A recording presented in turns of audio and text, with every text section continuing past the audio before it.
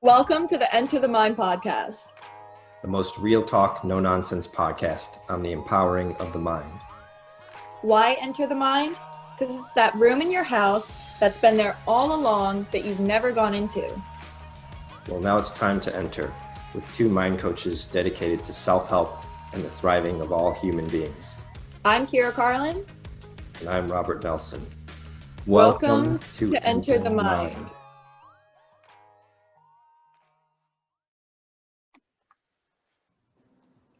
In this week's episode, we're going to be talking about dreams and the mind. Before we get into that, Kyra, how are you doing? Doing pretty good.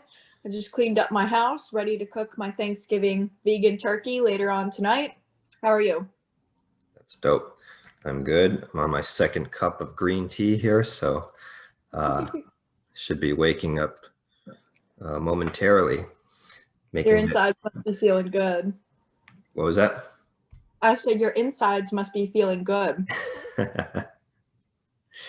Yes, they're all warm and green. So, yes, as I make this transition from, I guess you would say an unconscious state. Is sleep unconscious? Yeah, because you're not aware of your environment. You're aware of your dream environment. So maybe you're conscious, but then in the dream world, you're conscious, but not in this world. Agreed.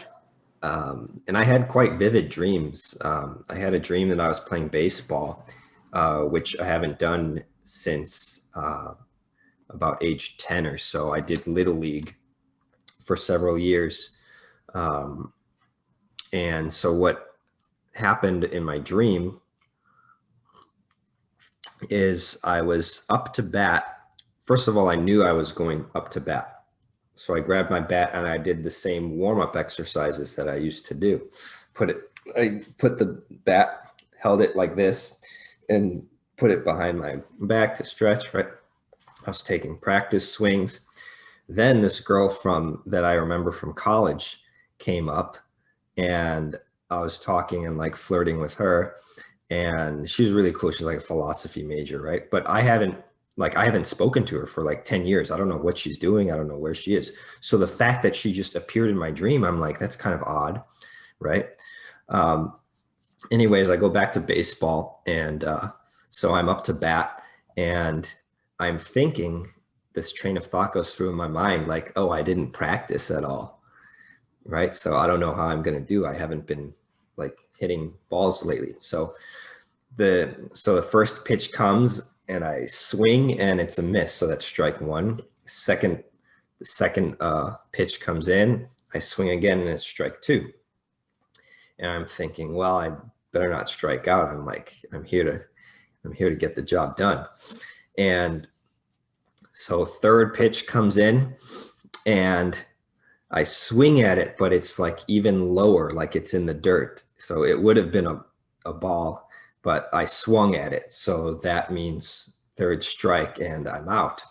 However, in Little League, and I don't know if they have this in the majors or not, but in Little League, we had this rule called the drop third strike rule. Yeah, the drop third strike rule, where if your third strike comes in and the catcher like bobbles it, or it's a wild pitch or something, or if it drops to the ground, then you get a chance to run to first base. And if you get to first base before the catcher throws the ball to first base, then you actually are awarded first base.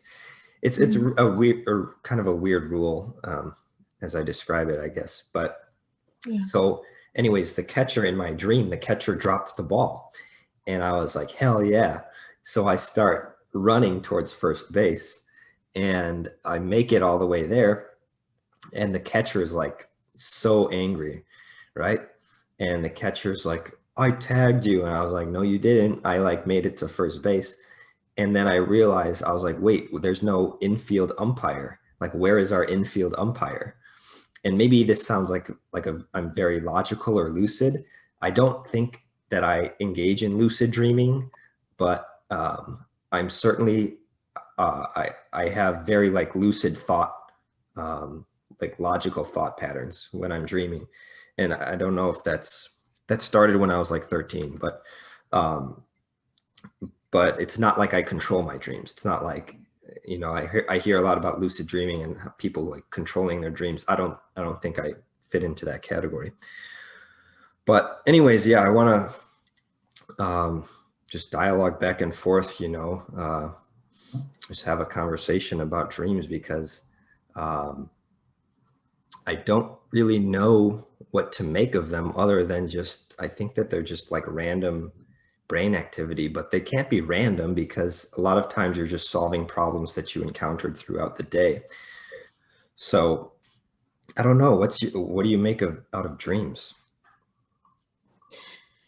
I love dreams so, so, so much. I really like looking them up to see what they mean. And I actually definitely know that when you're playing like some sort of game in your dream, it means that like you need to indulge in kind of like the play things in life. You need to play more. And then since you were like hitting a baseball bat and stuff, and it was, I don't know, when you said it's my turn to bat, it's my turn to like do it, so it kind of gives me a hint that like it's your time in life, like your waking life, to sort of go for it and really push forward. I think dreams are so, so cool.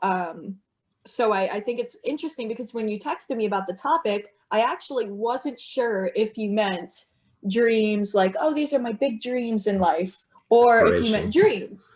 Right. And I thought that like I didn't know that you were entirely interested in like dream state.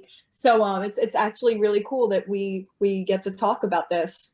Do you have any specific moments in your dream where like, I don't know, you feel something kind of strong, like you're kind of wondering about it? Oh, the girl from college.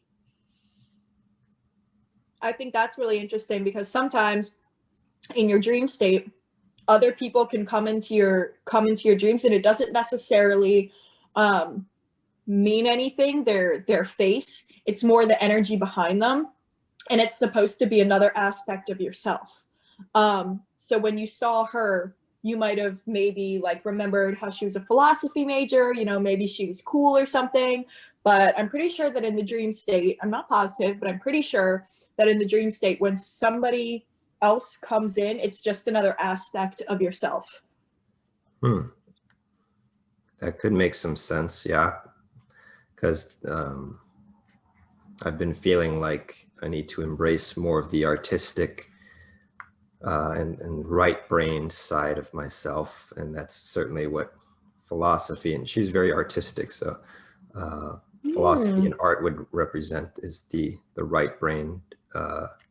Well, actually, philosophy is a nice combination of both because of the logic, right, which would be left brain activity, but in terms of like the you know, like she liked to listen to a lot of music, right, and I'm not a big music person, so music and art are certainly right brain activities, so that's what I mean. Yeah, maybe it means I need to rebalance myself. Interesting. So remember last week, in last week's episode, I told you that something crazy happened when I was in Palm Beach, and I found like a group of, so there were false prophets, and they were preaching on the streets about God. And at first when I saw them, I was like, oh, this is great. You know, they're not being weird about it. Go on, do your thing, like preach about God. I love God too. So like, amen. Right. So I eventually came back, and they were speaking a bunch of gibberish. They were telling this poor Jewish man with his children that his Jewish tribe wasn't a part of Jesus's tribe. And that pissed me off. So my drunk ass, I was drunk. It was Mimosa Sunday, and but I still felt it deeply. So I chimed in on the conversation, and I was like, hold on, because who the fuck are you to tell somebody who they are? And he goes, he goes, excuse me, we're in a conversation. And I go, yeah. And now I'm in it because I need to speak. So who the fuck are you to tell this man who he is? So he goes, hold the fuck up because you ain't even supposed to be talking. And I go, excuse me? And he reads aloud, one of his disciples reads aloud a Bible verse that says like women are supposed to leave the talking to the man or something like that. And I did look it up. It was real. But so after that, I cried for 25 minutes because I was just really, really upset about what I had just witnessed and felt. So the next 3 nights I had nightmares. My first dream was kind of scary. Second dream got scarier. And by the third dream, I was being dragged to hell by a demon. So I woke up that morning after I had that dream. And I also woke up in the middle of the night and felt an evil presence in my house. And I don't ever feel that. I'm so comfortable in my house.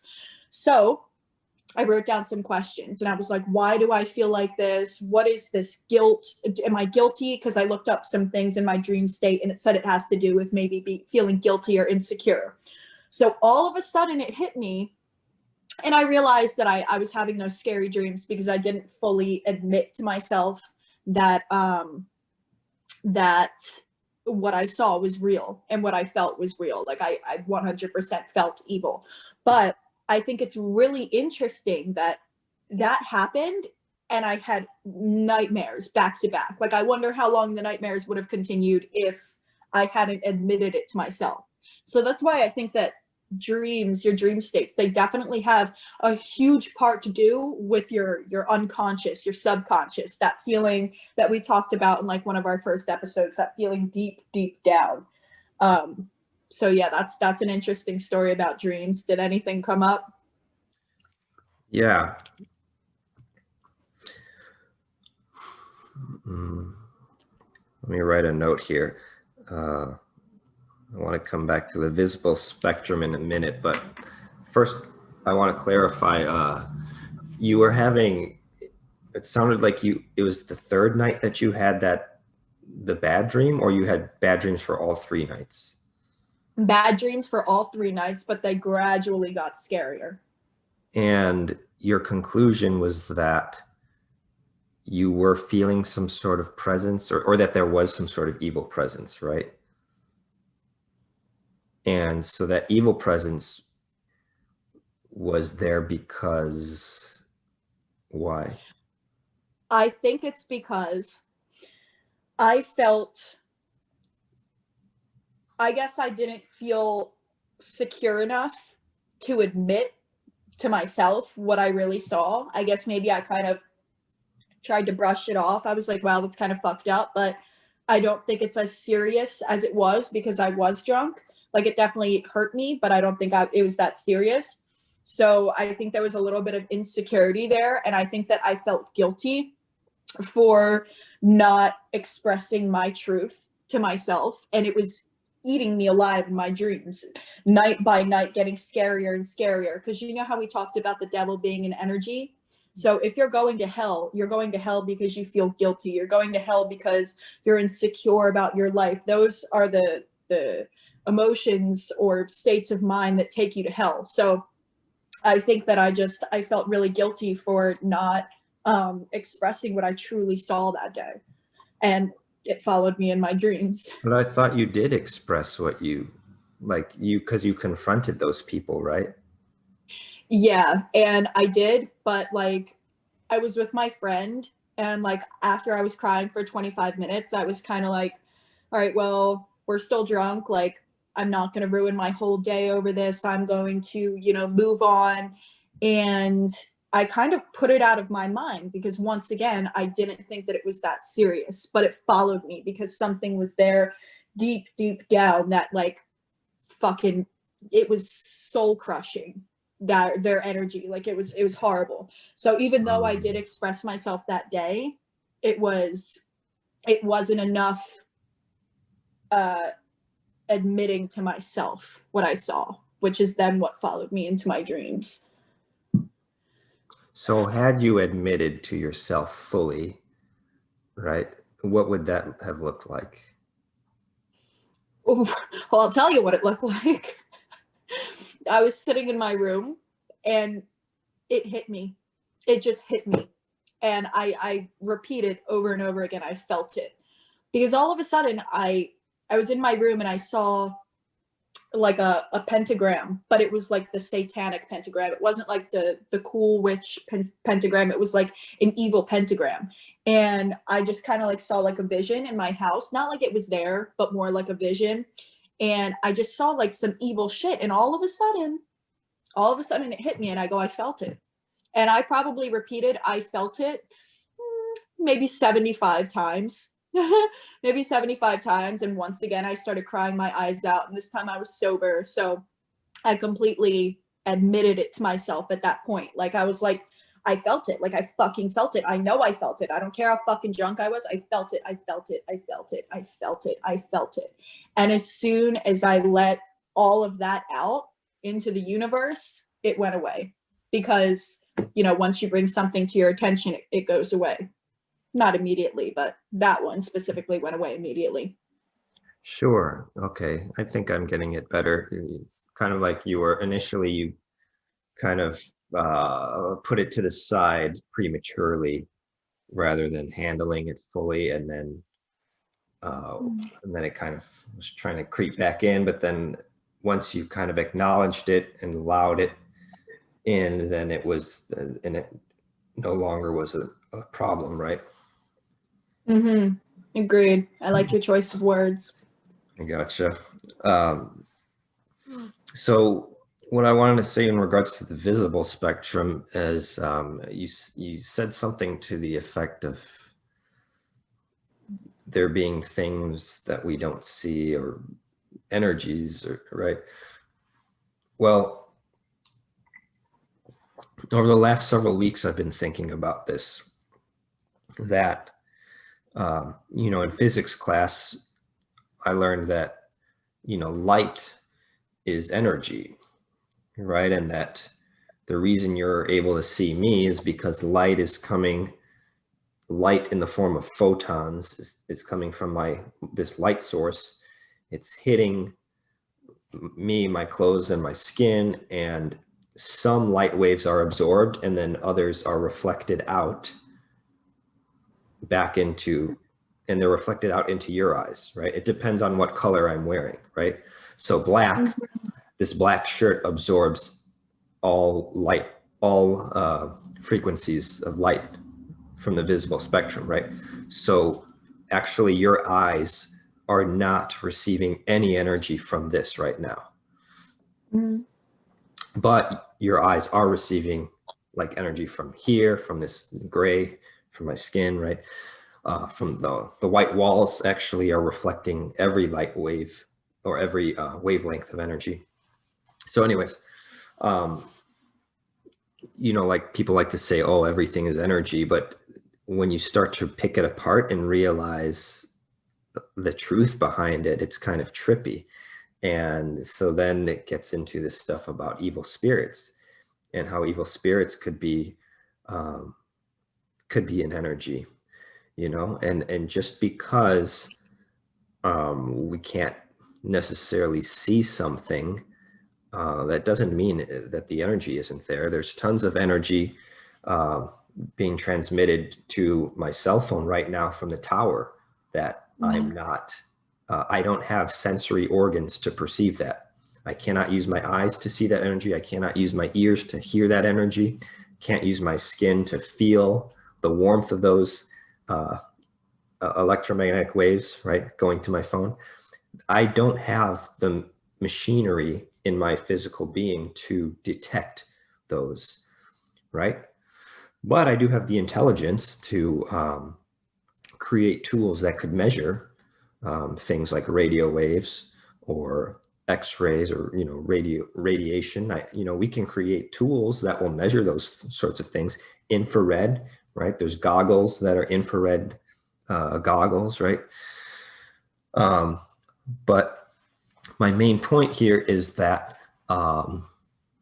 is to raise this question of what's out there that we're not seeing, especially when it comes to the dream world, right? Like, do you think for instance, that dreams are some sort of parallel alternative reality that we visit and then come back to, as opposed to some sort of just random hallucination of just your mind is just playing pretend? I definitely think that when we dream, our souls go off into another world. Um, and I think that the more conscious you become with yourself, the more conscious you can become in your dreams. Like, have you ever had a dream where, like, uh let's say somebody was coming after you and they were trying to shoot you, and you had this dream maybe 3 years ago, and in the past you let them just shoot you and you were just like, fuck, like I just died, right? But then maybe yesterday you had a dream and somebody was coming to shoot you, but you almost remembered that dream. So in your dream state, you were like, nah, like you're not shooting me. And you took his gun and like ran away or something, you know? So I do think that the more conscious you become with yourself and the more conscious you become about, you do have control over your dreams sometimes, a little bit. I don't know if people have full control over their dreams. I honestly think that'd be a little weird, but I don't know yet. So yeah, I think that in our dream states, we're definitely conscious and we definitely have a choice to make in our dreams. Gotcha. Did I answer your question? I think to some degree, maybe you hear that ambulance outside. Yeah. Gotta love downtown, right? The city life. Anyways, the book that kind of made me ask that is this book called it's by Frederick Dodson, who's I think he markets himself as a reality creation coach, but really solid stuff. I'm very impressed by his books, and one of them is called Parallel Universes of Self. I think, or something similar to that, right? And so I've been getting into this language of, and this relates to self-help and goal achievement and everything. So rather than thinking, oh, I want to accomplish X, or I want to be X, right? Or I want to become a millionaire, for example. Instead, you take your mind and you become aware that there is already an alternative or alternate universe, a parallel universe in which you exist and you are a millionaire. And it's more so a matter to do this manifestation. It's a matter of you stepping into this universe that already exists, a universe where you have this identity that you're seeking to become, rather than living in this universe and thinking, well, one day I want to be, how can I be a millionaire? Oh, I'm not a millionaire because blah, blah, blah. Or here are all my excuses. I'm not going to become a millionaire because, blah, blah, blah, because so-and-so, because of them, because, right. But instead just shifting, because if you stay in this universe and you just like read these books on how to become a millionaire, you're reading those books from the identity of a non-millionaire. And that's going to eventually sabotage your pursuits. You know what I mean? But once you start playing this role, I've been really interested in acting classes, not just taking them, but and I have taken some on like Groupon. I took an acting class on Groupon one time, but from this perspective of actors in Hollywood, they get so into their roles that they play, like it becomes like, some actors even kill themselves because like the Joker, right? Heath Ledger, he got so consumed in the role. So how could we use that phenomenon to make our lives better? Are there roles that we could play almost like we're in some sort of dream state, but we're actually in this state, right? Like we're in our waking state. What do you think? Is any of this resonating or making sense? Oh, yes, it's a topic that I love very, very much. And I think it's really, really interesting because I remember this one time when I accidentally joined a cult.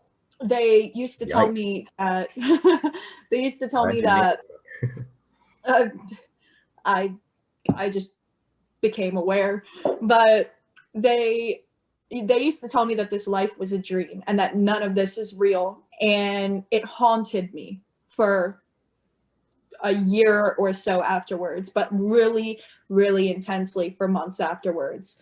Um, and I started to dive into the topic because they used to tell me that you can be conscious in your dream world, etc. And it really freaks out the human mind.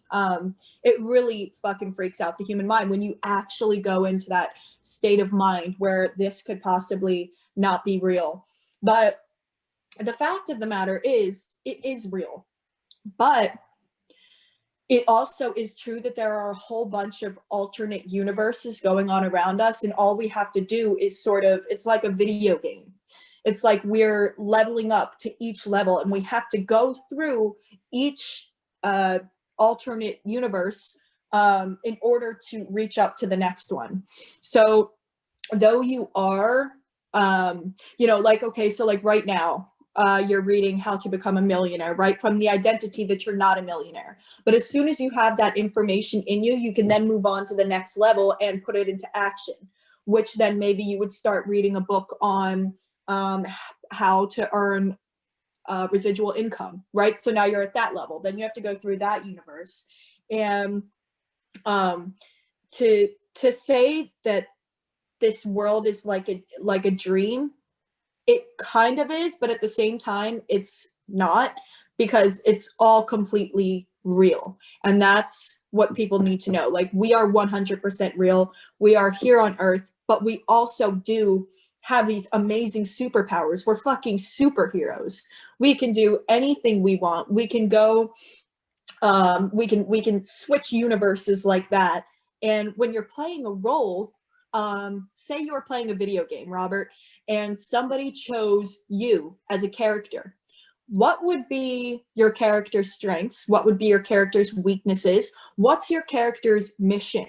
What does your character need to do to survive? Why are they picking you? Why are they interested in you? And if you were playing a video game and you were choosing to be a character, who would you want to be?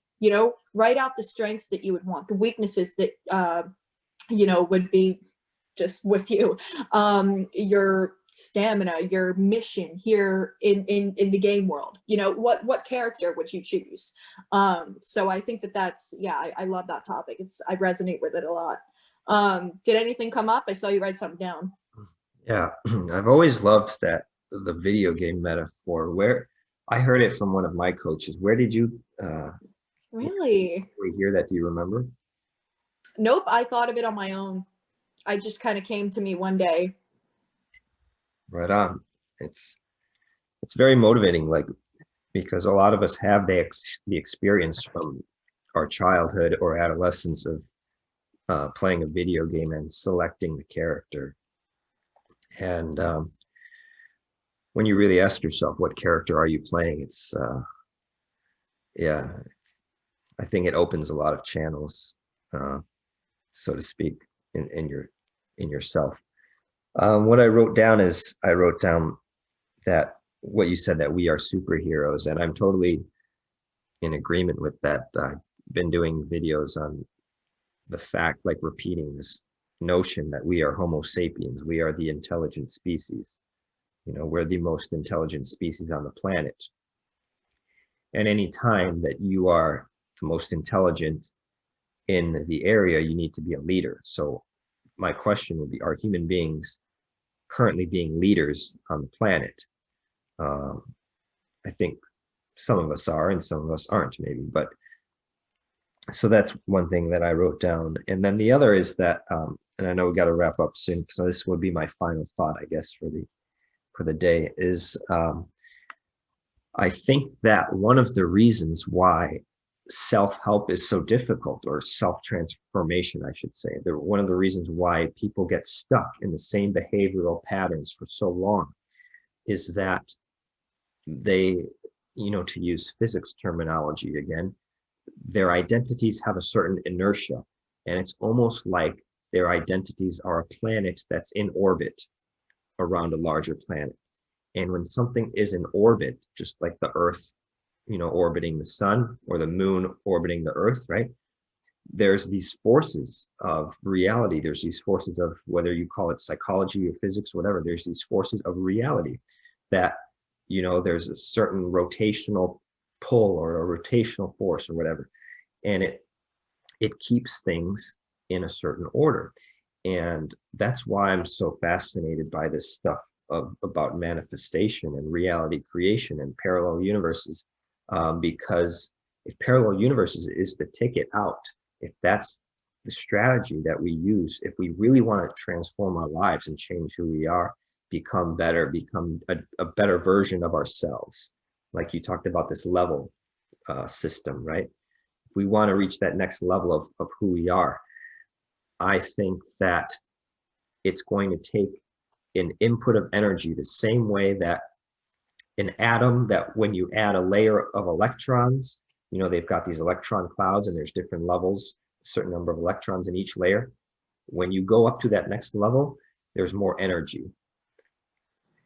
There's more energy in the system. So you have to inject energy into the system that's known as you in order to reach this next level. Really interesting. I'm trying to think of how I wonder if there's a connection with everything you just said in the same of our dreams. Like, in our dreams is a planet, or our identity in orbit in our dream state. Like, who are we playing a different character than we are in life in our dream state? Like, who is the character in your dream state is the same person as you, and when your identity, your character is in orbit with your next identity, like your next level up identity with new strengths and new weaknesses and bonus, etc., are you that same person in your dreams? And what if we're on a mission in our dreams too, just as the same as we are in life? And it's just like a whole completely different world of energy and people. Oh, it's so interesting. I feel like when I sleep, I feel like I'm just, it's like I'm here on the West Coast during the day, and then when I sleep, I'm just like, I fly somewhere else, and then I come back. But I have experiences there that are almost as valid as the experiences that I have here. But they're almost in these two worlds that don't connect, but yet they do connect. I don't know. Weird. Interesting. I think we might be able to go deeper into that specific topic in a later episode. I think that would be cool if we did an episode 2 on this. For sure. I agree. Any final thoughts before we wrap up? Thank you so much for listening. As always, we appreciate you. And if you want to follow me on Instagram, my Instagram handle is trytragedy. And I'm actually hosting a beta offer right now, 5-week course. So if you are interested in that, go ahead and head to my profile. We can talk. Hell yeah, that is good stuff. And my Instagram is existence first. So hit us up, leave some comments as to what topics you'd like to hear about in the future. And we will see you next Wednesday on Enter the Mind.